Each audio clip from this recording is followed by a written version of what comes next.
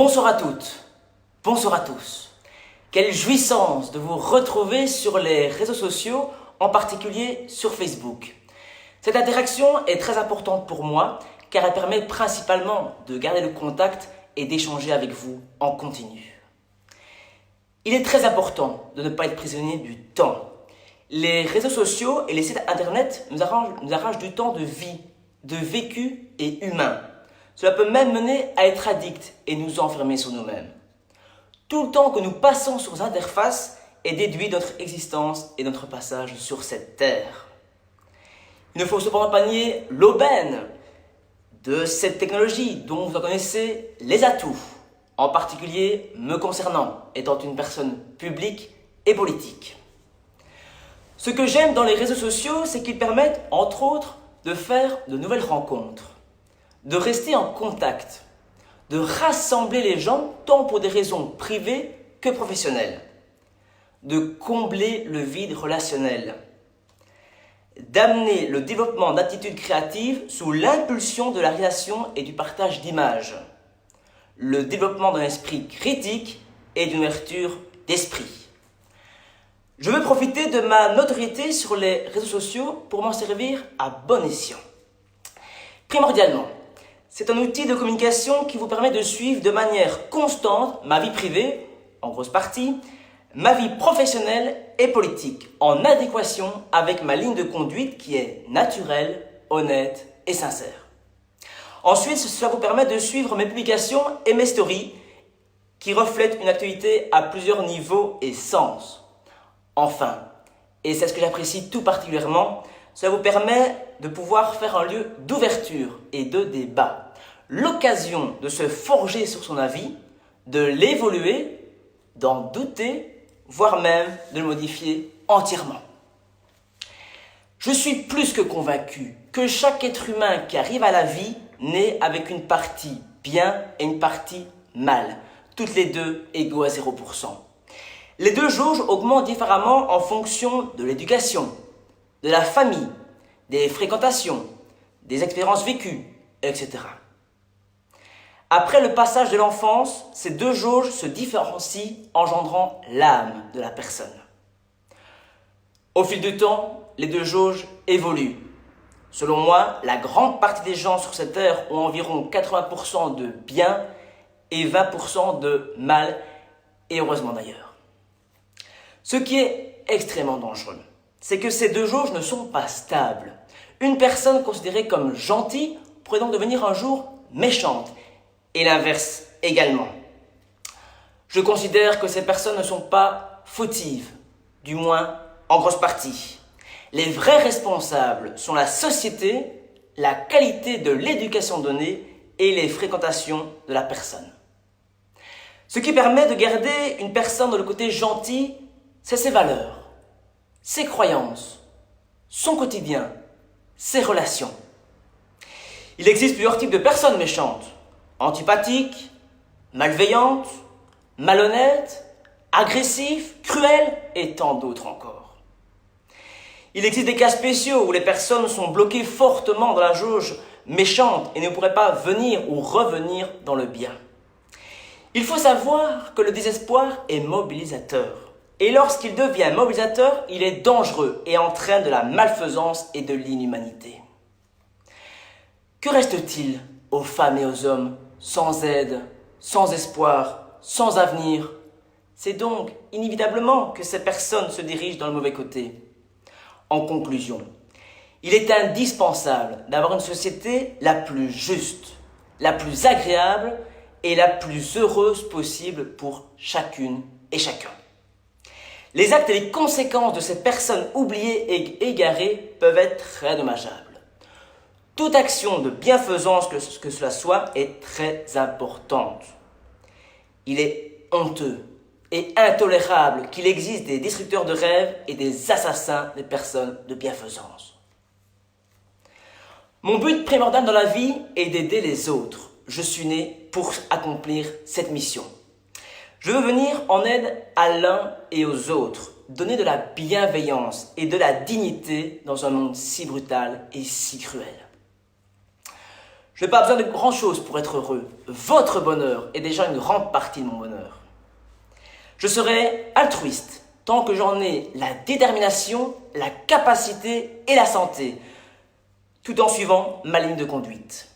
Ayant pris mon indépendance familiale il y a peu, et en étant à la fin de mon parcours scolaire, je vais pouvoir accomplir mes objectifs et mes rêves. Je gagnerai énormément d'argent, mais je ne serai jamais ultra riche. Mon objectif substantiel pour réaliser ma mission est d'atteindre la liberté financière, sans quoi je ne saurais de façon efficace et pesante aider les gens. Il est fondamental pour moi, voulant venir en aide au quotidien de quelconque manière que ce soit, que je n'ai pas d'inquiétude et de temps à consacrer pour avoir le minimum vital et convenable. J'ai comme objectif d'avoir cette liberté financière durant l'année 2020, soit dans maximum 17 mois. En attendant, je mènerai des actes gratifiants comme je le pourrai. Les petits ruisseaux font les grandes rivières. Une fois que j'obtiendrai cette liberté financière, je pourrai par de multiples moyens qui existent et que je créerai venir à ceux qui en ont besoin. Celles et ceux qui dominent le plus mon attention et qui me bouleversent le plus sont les démunis, les jeunes et les personnes porteuses de handicap, tant au niveau psychique que physique. Les jeunes qui sont nés à la fin du XXe siècle et début du XXIe siècle sont arrivés ou vont arriver très prochainement à majorité. Quoi qu'il en soit, ils sont les adultes de demain, l'avenir et les grands acteurs de ce XXe siècle. Il est fondamental de les aider, pour eux personnellement, mais il en va aussi pour l'avenir et le bien de notre société. Les jeunes peuvent facilement basculer dans le mauvais côté. En pleine découverte et formation de la vie, ils sont innocents et facilement exploitables. L'illégalité est peut-être tentante pour certains, mais elle n'est pas dans leur priorité. Il m'est totalement inconcevable que les jeunes ne soient pas aidés et soutenus de toutes les manières qu'ils soient. Je pense tout particulièrement aux enfants pauvres, aux jeunes qui n'ont pas plus leurs parents ou leur famille, qui sont sans scolarité, sans formation, sans emploi. Tout d'abord, l'éducation est selon moi le moteur même de notre société. Elle doit être très performante et ce, dès la maternelle. L'accent ne doit pas porter uniquement sur le programme à suivre au détriment des élèves qui ne suivent pas et qui ont des difficultés. Les diplômes ne sont que des documents papier et n'en est pas pour autant que les personnes sans diplôme sont moins performantes que celles qui en ont. L'intelligence n'égale pas les études. Ensuite, ils doivent être représentés et entendus. Il est littéralement impensable que des dinosaures de la politique dirigent et prennent des décisions fondamentales concernant la jeunesse. Que les politiciens adultes et âgés volent l'avenir des jeunes. Et que les jeunes ne soient pas représentés politiquement, ne soient réellement pas entendus et n'aient pas leur place dans notre société. Enfin, il faut mettre l'attention et soutenir les personnes de caractère. Elles font partie du mécanisme indispensable pour notre société. Elles doivent être particulièrement entendues, aidées et valorisées. Les étudiants qui ont des idées entrepreneuriales ne doivent pas être limités, voire même découragés. Les plus forts d'entre eux ne laisseront pas aller et formater leur parcours scolaire et dans leur parcours de vie. Mais toutefois très triste que le fonctionnement de l'enseignement amène à reporter, bloquer, voire arrêter les idées et les projets bien souvent novatrices des jeunes qui sont des personnes de caractère. Concernant les démunis, je suis profondément ému et en même temps en colère. Comment est-il possible que des gens ne peuvent subvenir à leurs besoins vitaux et même convenables ? Une personne sur 7 est pauvre en Belgique. Un enfant sur 4 subit la pauvreté. Généralement, quand on est pauvre, on a la santé affaiblie due à la qualité de vie médiocre.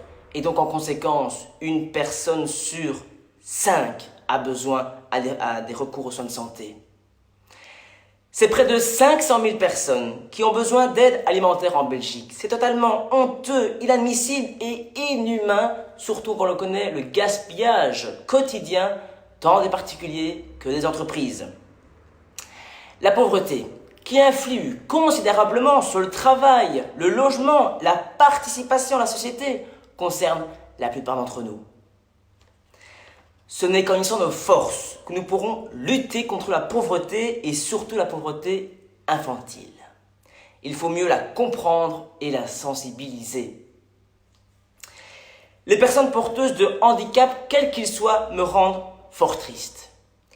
Des êtres humains auxquels la vie ne leur a pas donné en suffisance de grâce, menant à des difficultés psychologiques, intellectuelles, sociales et physiques, rendant difficile à vivre et à agir dans notre environnement.